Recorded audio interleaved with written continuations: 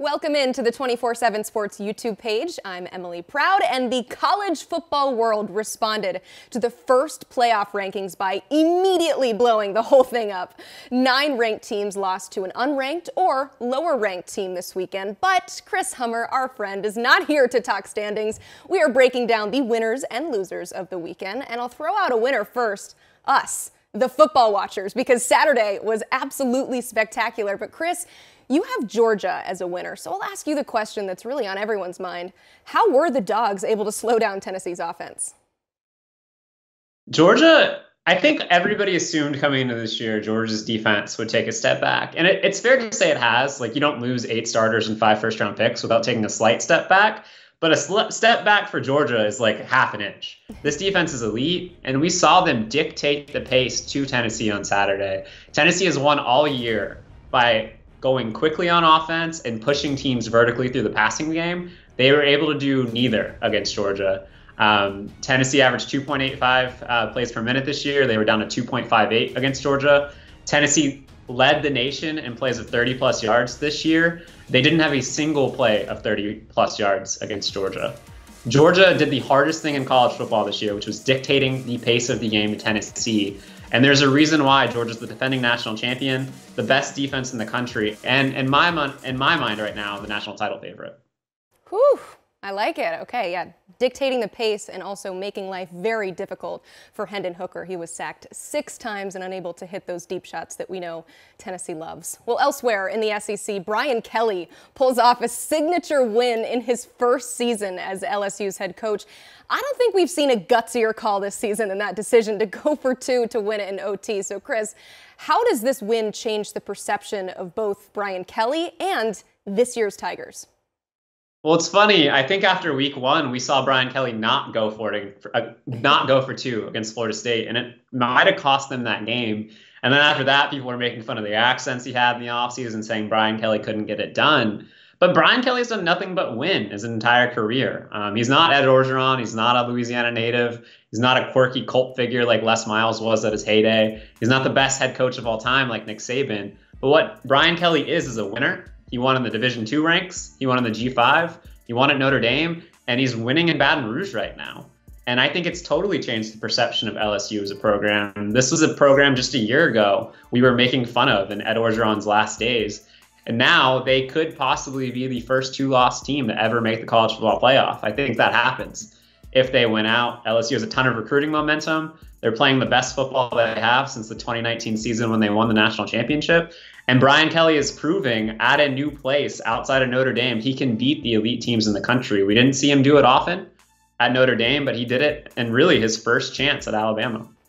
Yeah, winning solves all. That Southern accent went from embarrassing to endearing now with a big win like this. Well, it's a bad year to be a goalpost, but a great year to be a Kansas Jayhawk. Just 7 months ago, the basketball team won a national championship, and now their football team is bowl eligible for the first time since 2008. Now, it's assumed that Lance Leipold will have some interest from bigger jobs in this cycle. But Chris, if he sticks around, how sustainable is this kind of success at Kansas? Yeah, Alabama and Clemson lose in the same weekend, and Kansas is bowl eligible. I think college football might be broken, but that's how magic college football is. You never know what's going to happen, and Kansas is really good. They're doing this, by the way, without starting quarterback Jaylen Daniels. This is still hurt right now, but this Kansas team is bowl eligible, and they bring back, at least they project to, 10 offensive starters next year. The one lineman they're going to lose is likely going to be replaced by Logan Brown, a former 5-star recruit who's transferring in from Wisconsin. So this Kansas team is going to stay loaded. They are recruiting the right guys. They have playmakers all over the field, like running back Devin Neal, who was only the 3rd Power 5 player since 2000 to run for 200 yards and have 100 yards receiving in the same game. Jaylen Daniels is going to come back soon for Kansas, I've heard. So Kansas is in really good shape, both in the present and looking towards the future, as long as Lance Leipold stays on campus.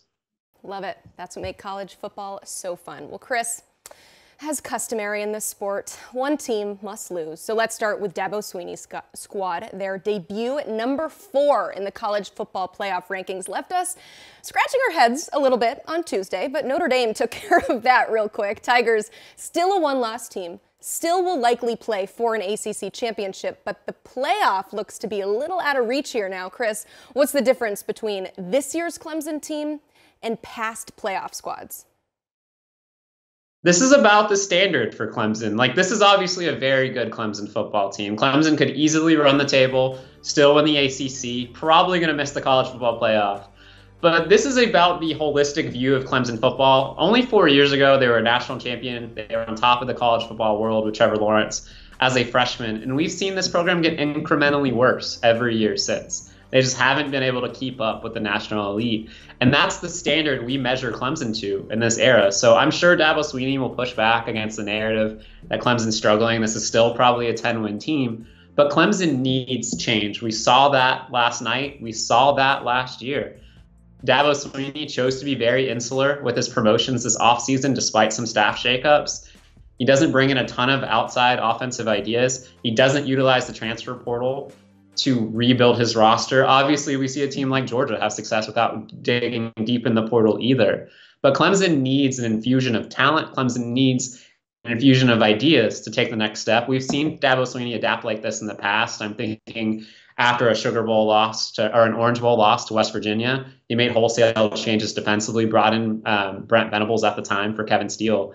And I think this offseason, if Clemson hopes to maintain its status in college football, needs to see a similar occurrence happen. Dabo Swinney has to make changes if he wants Clemson to maintain its status as one of the premier national programs. Yeah, Clemson didn't just lose the game, probably lost some good wins on their resume. 2 ranked wins now, probably not anymore. That's Syracuse and Wake Forest. Well, things have certainly come back down to earth a little bit for the Razorbacks since opening the season with that impressive win over Cincinnati on Saturday. With bowl eligibility on the line, the Hogs lost to a group of 5 opponent in Liberty. Now, right now, everybody is paying attention to Hugh Freeze and all that Auburn talk. Why are you so focused on Arkansas here? Arkansas was flatter than like a 6-month-old bottle of Coke on Saturday. And that's just not what you can be if you're trying to achieve bowl eligibility. And beyond that, push to the next level as a program. I'm sure Sam Pittman relishes expectations and also dreads them at the same time, because it's very difficult to win in the SEC West consistently if you're Arkansas, especially given what he inherited. But this team coming into the year had the look of a program, especially after beating Cincinnati early in the season, that could win 9 or 10 games. And with the remaining schedule Arkansas has left after losing to Liberty like this at home, Arkansas has the look of a team that is going to be fighting for bowl eligibility and would be happy to potentially be at 7 wins. This was a really tough loss for Arkansas. KJ Jefferson is clearly banged up. He looked terrible in the first half against Liberty. And if you're Sam Pittman, this is just a game you needed. LSU, Ole Miss, and Missouri on the road are up next for Arkansas. And things could get really dicey really quick for Arkansas in terms of bowl eligibility if they're not careful. All right. Meanwhile, in the ACC, you said that you're kind of sick of labeling Miami a loser, despite their excellent qualifications week in and week out. So you've opted to name Virginia Tech as a loser this week. The Hokies have now lost 6 straight after falling to Georgia Tech on Saturday. What's going wrong in Brent Pry's first season? I want to say first, Brent Pry inherited a really difficult situation. The culture at Virginia Tech needed to be overhauled completely after the Justin Fuente era. And I've heard positive things about how the early stages of that are going, but it is not reflecting on the field. Virginia Tech is now 1-5 in conference play. And you can make a strong argument right there with Boston College that they're the worst team in the league, even including Miami. But Virginia Tech is 2-7 overall. I think they've lost 6 in a row now. Virginia Tech has one of the worst offenses in the FBS. I think one of the worst things in college football you can be is bad and boring, and Virginia Tech's offense is both bad and boring. That's certainly a problem in the short term. It could well get better. Frank Bieber won 2 games his first season with Virginia Tech, went on to become one of the most legendary coaches in the sport. But it has been a rocky start for Virginia Tech, especially when you consider they've blown back-to-back fourth-quarter leads the last 2 weeks. Virginia Tech is better than what its record shows, but it's just not finishing games, and that's a huge problem for Brent Pry for this season and creating momentum for future campaigns. Chris, thank you so much. Be sure to read his college football overtime piece right now on 247sports.com. As always, like, share, and subscribe to the 247 Sports YouTube page.